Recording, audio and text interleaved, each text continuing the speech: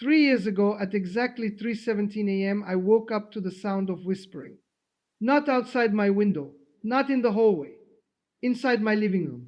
The air felt thick, watching me. And the worst part, I had invited it in. Not through a ritual, not through a seance, through ordinary objects sitting in my house, objects most of you probably own right now. You see, I wasn't always standing on this side of the story. I used to practice witchcraft. I knew how spirits attach themselves. I knew how doors are opened. And what terrifies me now is how casually people open those doors without realizing it. Tonight, I want to expose 6 common household items that I personally used and how they became gateways. At first, it was just a board, cardboard, letters, numbers, a small plastic planchette shaped like a heart. It was sold in the toys section between puzzles and board games, wrapped in bright packaging, marketed as something playful. That is how these things enter homes, not through smoke and chanting, but through laughter and curiosity. I remember the first time I placed one on a wooden table. The room was warm, filled with candlelight and the thrill of experimentation. We told ourselves we were only exploring. We even mocked it a little, daring it to move. But what most people never understand is that tools like that are not powerful because of the cardboard. They are powerful because of participation. When hands rest lightly on the planchette and someone asks, there? Something subtle happens. Whether one interprets it psychologically or spiritually, the act itself is an invitation. It is consent. The board becomes a focal point, a physical object that channels attention, expectation, and vulnerability. And in occult practice, focused intention is the first ingredient in opening doors. The first movement is always small, a tremor, a nudge that could be blamed on someone else at the table. Nervous laughter follows. Accusations. You moved it, or no, you did. But the deeper you go, the more the atmosphere shifts. Air thickens. Silence grows heavier. People leaning closer. The board becomes less of a toy and more of a threshold. What people don't realize is that the real mechanism behind these boards is the removal of boundaries. When you ask an unseen presence to communicate, you are suspending skepticism. You are granting authority to something undefined. In occult teaching, that undefined space is where influence thrives. Whether it manifests as subconscious ideomotor movement, the psychological phenomenon where muscles move without conscious awareness, or as something participants believe is external, the effect on the mind is profound. Fear and belief amplify each other. I once guided a group of college students who treated it like a party trick. They asked trivial questions at first crushes, exam results, future jobs. Then someone asked for a sign. That was the moment the energy shifted, not because the lights flickered dramatically, but because their posture changed. They were no longer joking. They were expecting. Expectation feeds experience. Over the following weeks, one of the girls began reporting strange occurrences. Knocks at night. The sense of someone standing behind her when she washed dishes. She would wake up at nearly the same time each night, heart racing. Now, from an educational standpoint, there are rational layers here: suggestion, anxiety, sleep paralysis, hyper-awareness triggered by fear. The human brain, once primed to anticipate threat, becomes exquisitely skilled at finding it. Normal house noises become signals. Shadows become figures. But here is the danger. When people believe they have opened something, they interpret every coincidence through that lens. The board is no longer a game, it becomes a symbolic doorway in their minds. And that psychological doorway can alter behavior, sleep, emotional stability. Occult traditions teach that spirits require permission. Psychologically, intrusive fear requires focus. Both operate on attention. The more you return to the board, the more you reinforce the narrative that something is present. Reinforcement builds pattern. Pattern builds belief. Belief builds experience. The girl eventually removed the board from her apartment. She stopped speaking about it. Gradually, the disturbances faded. Whether one attributes that to the closing of a spiritual door or to the calming of an anxious mind, the lesson remains the same. Yea. Engaging with tools designed to contact the unknown can destabilize people who are not prepared for the emotional consequences. The board becomes a mirror reflecting back fear, desire, and suggestion, but in a dim room with flickering candles, a mirror can look like a portal. The second item entered my life much more quietly. It did not look ominous. It sparkled. Crystals lined my shelves in careful arrangements: amethyst for intuition, obsidian for protection, rose quartz for love. They were beautiful, cool to the touch, ancient in formation. Rocks formed under immense geological pressure over millions of years. From a scientific standpoint, they are mineral structures with specific lattice patterns that can influence light refraction and, in industrial contexts, even regulate time when cut precisely, like quartz in watches. But in occult circles, crystals are not merely geological. They are vessels. The practice of charging crystals involves assigning intention to them. Under a full moon, we would lay them out on cloth, whispering affirmations. We believed we were programming them with energy. And here is where the educational layer becomes important. Intention setting is a powerful psychological act. When someone focuses deeply on a goal and attaches that focus to a physical object, the object becomes a reminder, a trigger for that mental state. This is similar to how athletes use rituals or how people keep sentimental objects to evoke comfort. However, intention setting is framed as invoking unseen forces, the emotional stakes change.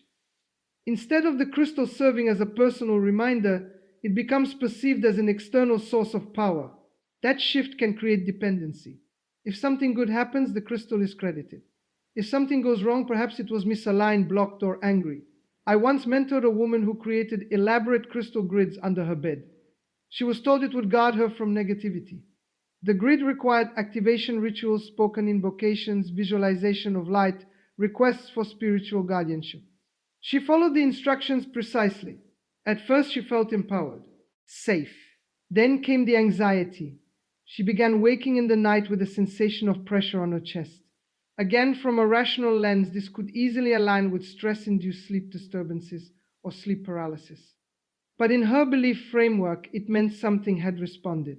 She started rearranging the crystals obsessively, searching for the correct configuration to seal the space. The more she adjusted, the more vigilant she became. Hypervigilance disrupts sleep. Lack of sleep intensifies fear. Fear heightens perception of threat. This is how a polished stone becomes a conduit for dread. Crystals themselves are not malevolent. They are minerals. The educational caution lies in the psychological mechanisms surrounding them. When objects are ritualized, assigned agency, invoked for protection, credited with power, they reshape cognitive patterns. They externalize control. Instead of developing coping strategies, individuals may lean on the object. If the object feels compromised, stability crumbles. There is also the subtle social reinforcement. Online communities share stories of crystals cracking after absorbing negative energy, or rooms feeling charged after moon rituals. Storytelling spreads expectation. Expectation shapes perception. If you believe a stone can absorb darkness, you may unconsciously scan your environment for signs that it has done so. In darker practices, crystals are paired with invocation, calling on guides, deities, or unnamed energies to inhabit or bless the stone. That is where fear intensifies, because now the object is not just symbolic, it is imagined as inhabited. And once something is believed to house a presence, every unexplained sensation becomes evidence. I remember sitting alone in a dim apartment, candles burned low, crystals arranged in geometric precision on the floor. The silence was thick, broken only by my own breathing. I had whispered words I barely understood, asking for alignment, for power, for revelation. Hours later, when a shelf creaked in the cooling night air, my heart leapt into my throat. I had primed myself to interpret the ordinary as supernatural. Education matters here. The human mind is exquisitely suggestible, especially in low light, heightened emotion, and ritual context. Sensory ambiguity increases imaginative interpretation. Combine that with belief in spiritual interaction, and experiences can feel undeniably real. The danger is not in the quartz or the cardboard. It is in the doorway of belief left unguarded, in the habit of inviting forces, whether psychological or spiritual, without understanding how deeply they can root themselves in perception. Objects become anchors. Anchors tie attention. Attention feeds narrative. Narrative shapes reality until the line between imagination and encounter begins to blur, and the room feels just a little too crowded, even when you are certain you are alone, and the stones on the shelf catch the moonlight in a way that almost looks like watching eyes, and the memory of fingertips resting lightly on a planchette lingers longer than it should. And sometimes in the quietest part of the night, when the house settles and the air cools, it is not the sound that unsettles you most, but the realization of how willingly the invitation was spoken aloud. It began as a gift from a market stall, woven with feathers and beads. Delicate threads spiraled into a careful web. The vendor smiled warmly and said it would protect the house, filter out nightmares, catch what was dark and let only good dreams pass through. It looked harmless, beautiful even. A circle of wood wrapped in twine, a net pulled tight at the center like a spider's patient design. Hung above the bed, it swayed slightly whenever the window cracked open at night. Objects like that are often souls stripped of their origins. Traditionally, dream catchers come from indigenous cultures, particularly the Ojibwe people, where they were crafted with specific cultural meaning, spiritual worldview, and community context. In their authentic form, they were never casual decorations or mystical filters sold in bulk online. But in modern spiritual markets, they are frequently rebranded as universal spiritual tools advertised as devices that trap negative energy, block evil spirits, or cleanse rooms of unseen forces. That rebranding changes everything.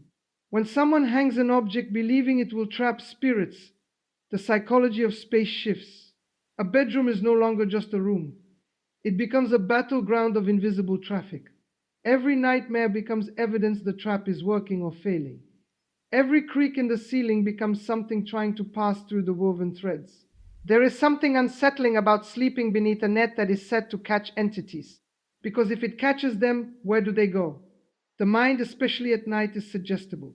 Darkness reduces sensory input. The brain fills in gaps. If a person goes to bed believing an object above them interacts with spirits, dreams intensify.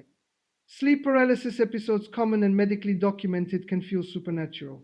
The weight on the chest, the shadow at the edge of vision, the sense of a presence in the room, these are known neurological phenomena that occur when the brain wakes before the body regains motor control.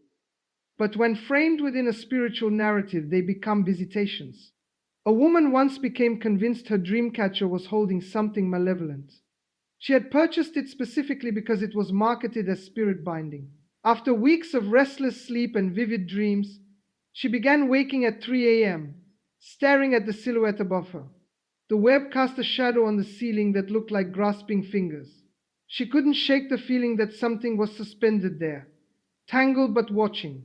Educationally, what was happening was a classic reinforcement loop. She believed the object had power. That belief heightened vigilance. Heightened vigilance disrupted sleep. Disrupted sleep increased vivid dreaming and anxiety. Anxiety intensified interpretation of normal stimuli as threatening. The object became the focal point of her fear. But in occult practice, objects are rarely just objects.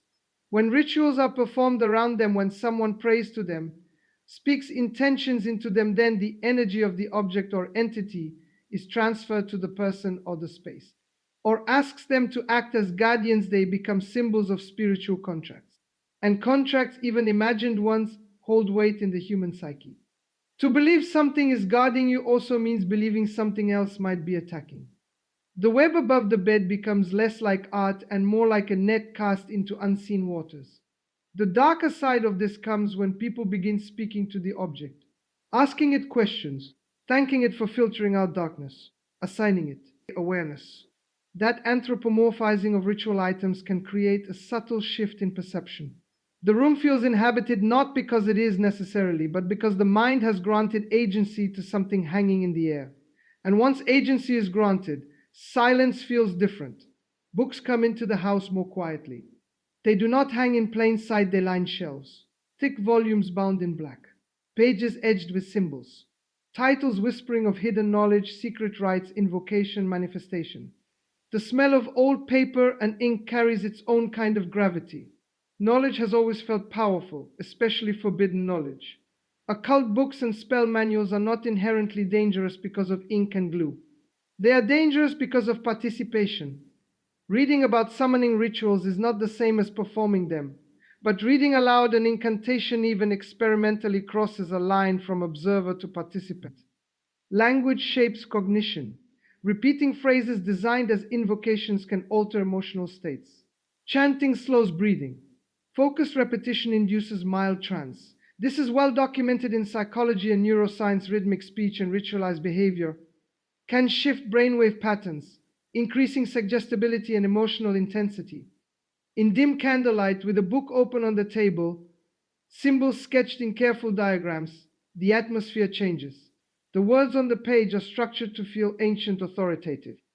They instruct the reader to call upon forces by name, to draw sigils, to offer intention as invitation. And here lies the educational warning.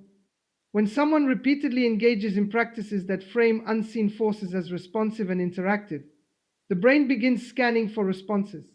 Coincidences feel orchestrated, random noises feel reactive. The world becomes enchanted but not always kindly. A young man once purchased a grimoire online marketed as beginner-friendly magic. He started with simple manifestation rituals: light a candle, speak a desire, visualize a presence assisting you. He was skeptical at first, almost amused, but he followed the steps precisely, night after night. Soon he began noticing patterns. The candle flame flickered when he asked questions. The room felt colder during certain passages. When a glass fell from the counter one afternoon, he interpreted it as acknowledgement. The mind is a master of pattern recognition. It seeks meaning constantly. In ambiguous situations, it creates narrative threads. Sleep deprivation from late night rituals amplified his sensitivity. He started waking to knocking sounds, likely plumbing, wood contraction, ordinary house noises, but within his new framework, they were signals. He returned to the book for protection spells. The more he read, the more he reinforced the idea that forces were present and interactive. Books do not summon entities by themselves, but they can summon focus, and focus can summon fear. There is also the psychological effect of secrecy. Many occult manuals emphasize hidden knowledge, secret names, forbidden rites. That framing increases emotional investment. When something feels forbidden, adrenaline rises. The ritual feels heavier, more consequential. The reader becomes both investigator and subject. In darker corners of practice, people are instructed to dedicate objects, spaces, even themselves to unseen guides. When someone whispers a dedication aloud, especially repeatedly, it embeds deeply. The spoken word carries power in human cognition. Saying something formalizes it internally. It feels binding. And when things go wrong, when anxiety spikes, when relationships strain, when coincidences accumulate, the mind searches for causation. The rituals become suspects. The house feels charged. Candles burn low. Pages rustle in drafts that were always there. Shadows lengthen. The bookshelf, once ordinary, feels like a vault of open doors. Each symbol memorized becomes a doorway in thought. Each chant remembered echoes at inconvenient times, replaying in the quiet between midnight and morning. Education demands acknowledging both layers, the psychological and the spiritual interpretations people hold. Ritual practices can deeply affect emotional states. They can destabilize those prone to anxiety or obsessive thinking. When someone immerses themselves in systems that attribute everyday events to unseen agencies, they may gradually erode their sense of grounded reality. The horror is rarely cinematic. It does not erupt in thunder. It accumulates in silence, in the way a room feels different after certain words have been spoken in it repeatedly, in the way a woven web casts a shadow that looks almost like movement, in the way a book left open on a table seems to wait. And once a person begins to believe their space is inhabited by forces invited through thread or text, the walls themselves feel thinner, night stretches longer, dreams grow heavier. The boundary between imagination and encounter softens like wax near a flame, bending but never quite breaking, leaving the house suspended in a tension that hums just beneath hearing, as if something has been addressed and is still considering whether to answer.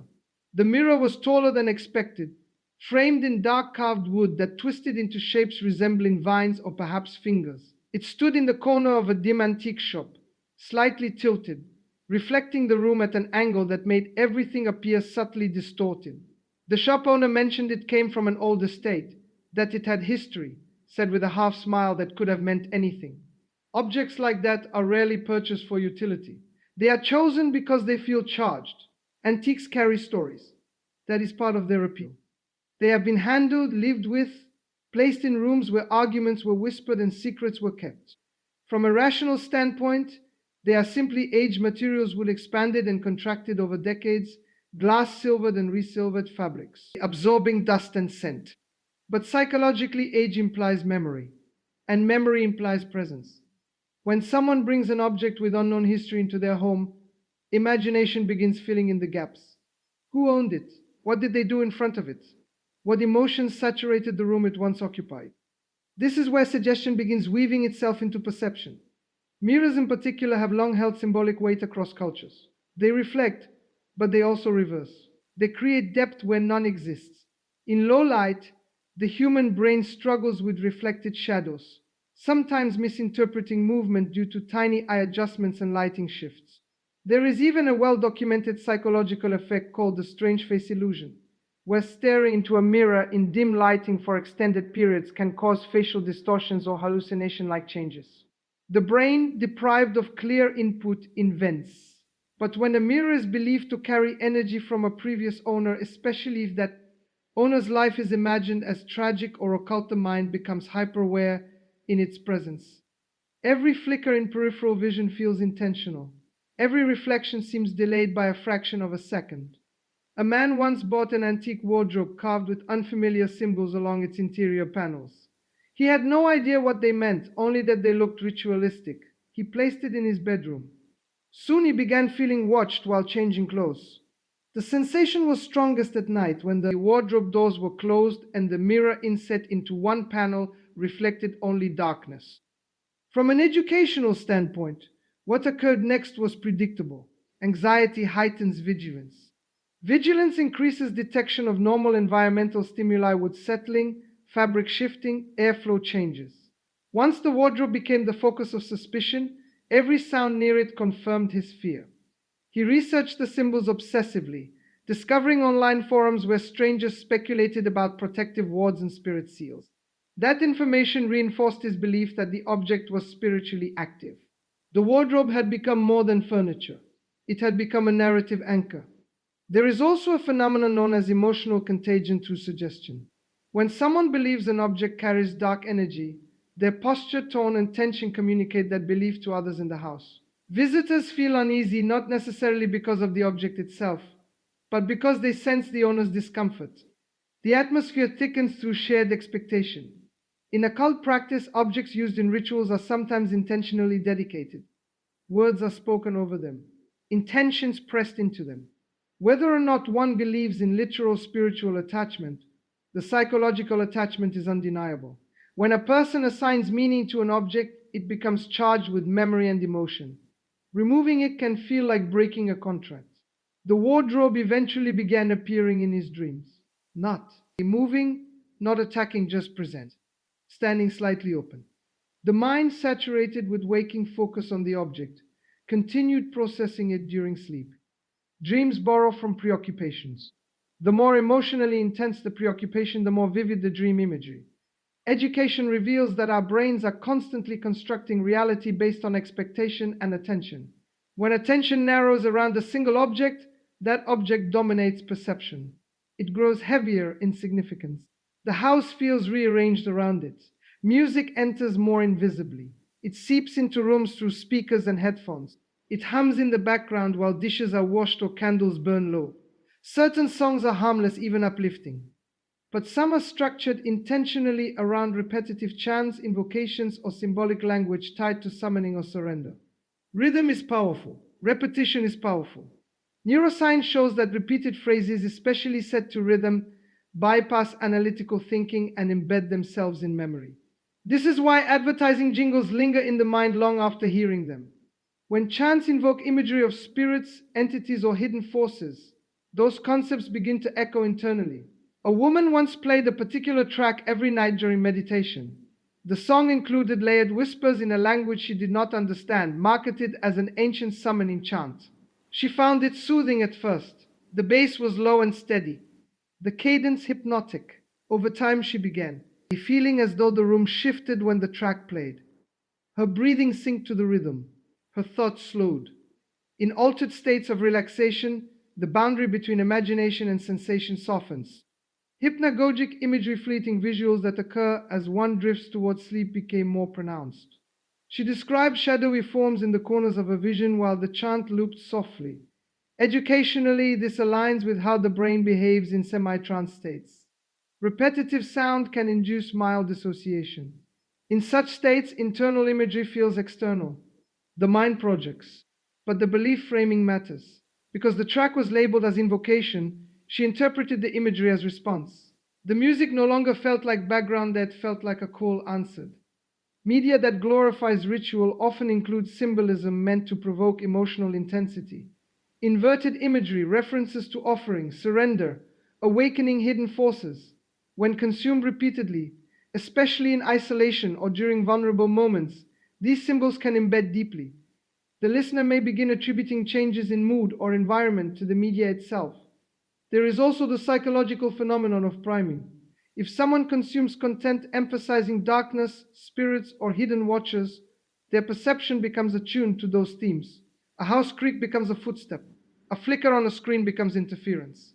The narrative supplied by the media overlays the ordinary world. In darker circles, music is paired with ritual action, candles lit at certain lyrics, names spoken during crescendos. This pairing strengthens association. The song becomes a trigger for a specific emotional state. Play it often enough, and that state arrives automatically, whether welcome or not. One evening during a storm, the power flickered while such a chant played in the background. The coincidence cemented itself in memory. The mind linked the two events permanently. From that point forward, every electrical glitch felt orchestrated.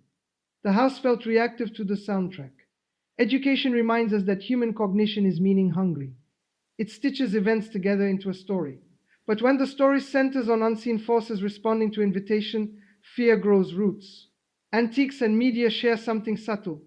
Both carry history not entirely visible. One carries imagined past lives, the other carries layered symbolism and cultural narrative. When brought into intimate spaces, bedrooms, meditation corners, quiet living rooms, they shape atmosphere. The horror does not burst through walls, it accumulates in interpretation. A mirror reflecting darkness at the wrong angle. A wardrobe that seems to breathe as wood expands in night humidity. A chant that echoes in the mind long after the speaker has gone silent.